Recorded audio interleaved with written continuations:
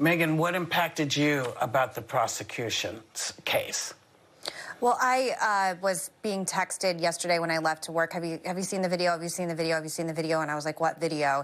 And then I saw the 13-minute presentation that they put forth. And look, I got home and I watched it. I actually had to sit down when I was watching it because it literally took my breath away, and I started crying again.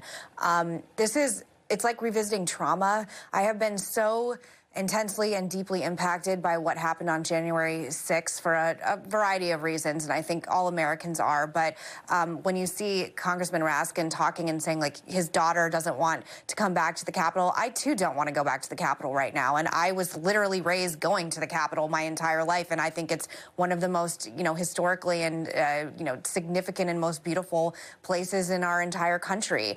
One of the things that struck me the most was seeing President Trump talk about Vice President Pence and his rally, and then cutting to the footage inside the Capitol of the rioters violently storming, and then Vice President Pence having to be rushed out immediately. There's just something about the real-time, words have ramifications. The rhetoric we put out have ramifications, and you can see in real time what happens when you say, call Vice President Pence a traitor, and then people outside the Capitol are screaming, "Traitor Pence, traitor Pence." And it's like something out of a dystopian science fiction movie. I too agree with Sonny that I don't understand how anyone could vote against impeachment, but I do, and logically, when it comes to politics, the ethics of this I don't understand, but the politics of this is that Republicans want to move on. They want to still walk the fine line of being sort of attached to Trump and not being attached to Trump. Nikki Haley, I believe, said in the most maybe disgusting language I've ever heard, give the guy a break. Well, it's hard for me to give President Trump a break when our vice president could have been killed because of the things he was saying.